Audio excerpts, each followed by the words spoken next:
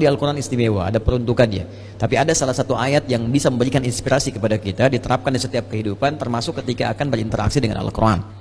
Doa ini tercantum di Quran surah ke-21 Al-Anbiya di ayat 87 sampai 88 pada kisah Nabi Yunus alaihissalam. Dari 83 sampai 84 Nabi Ayub alaihissalam, Nabi Zakaria yang kemudian selanjutnya 85 86, 87 88-nya kemudian masuk kepada kisah Nabi Yunus alaihissalam. Wa dannuni idh dhahaba mughadiba wa dhanna an lan naqdir alaihi fanada fi dhulumati an la ilaha illa anta subhanaka inni kuntu minadh dhalimin. Nah, ini dawamkan doa ini. Termasuk kalau kita ingin berusaha berinteraksi dengan kebaikan. Kayak kita misalnya mau coba menghafal Quran, kayak kita mau coba membaca Quran dengan baik, atau kita coba misalnya mendapatkan kesuksesan dalam pekerjaan, atau kita mengatasi gangguan dalam kehidupan. Ini masuk semuanya. Kenapa? Karena dasar pertama, ini ada 3 bagian di doa ini yang penting kita garis bawahi. Pertama, la ilaha illa anta. Ya? Awas. 2, subhanak. 3, inni kuntu minadh dhalimin. Jadi kalau kita zikirkan misalnya la ilaha illa anta subhanaka inni kuntu minadh dhalimin, la ilaha illa anta subhanaka inni kuntu minadh dhalimin. Kalimat la ilaha illa anta, yakni la ilaha illallah, ini dasar semua kehidupan kita. Dahsyatnya kalimat ini. Ya, dari kalimat inilah kita tercipta. Dari kalimat inilah kita diminta untuk beribadah. Makanya beliau tadi menyitir Quran surah ke-51 Ad-Dhariyat di ayat ke-56.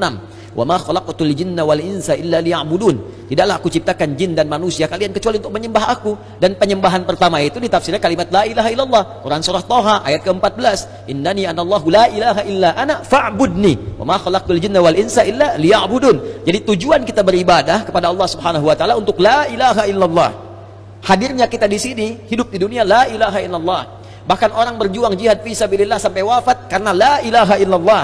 Bahkan orang kalimat terakhirnya dalam hidup untuk la ilaha illallah. Kalimat akhir hidupnya, man qala la ilaha illallah fi akhir hayatihi dakhala al-jannah. Kalau ada orang bisa mengucapkan la ilaha illallah akhir hidupnya, dijamin oleh Nabi sallallahu alaihi wasallam dengan lisannya masuk surga.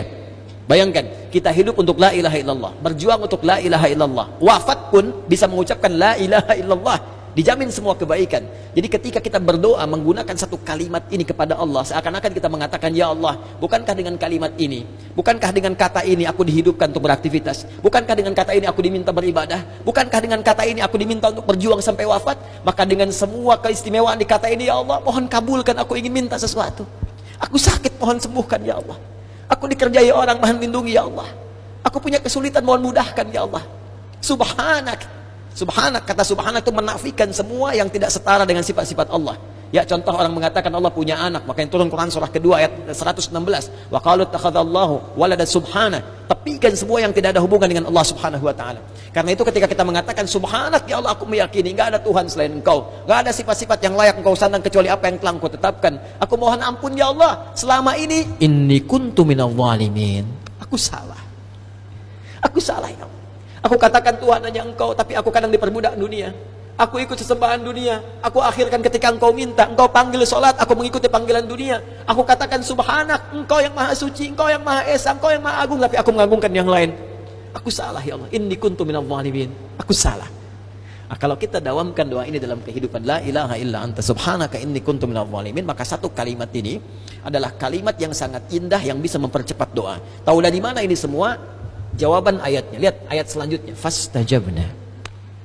Istikhdami fa. Harfu 'athfin rabitun baina syai'aini bila hudud. Cepat. Huruf yang mengikat dua peristiwa dan berlangsung tanpa jeda. Peristiwa pertama berdoa, peristiwa kedua jawaban dari doa. Ya. Wa qul wa fi hadhil ayat min ayat 83 84 qul fastajabna. Di ayu fastajabna. Pakai fa semuanya. Fa fastajabna, kami akan cepat jawab. Fastajabna, kami akan cepat jawab. Ya.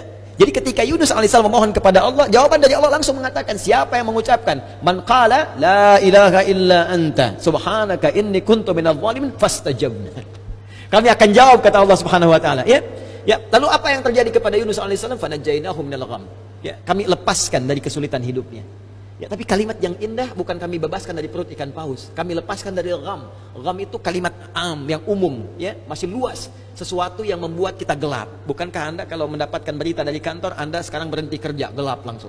Padahal harinya siang. Bisa kepleset di jalan, gitu kan? Lamaran ditolak langsung gelap, gitu kan? Itu gham namanya.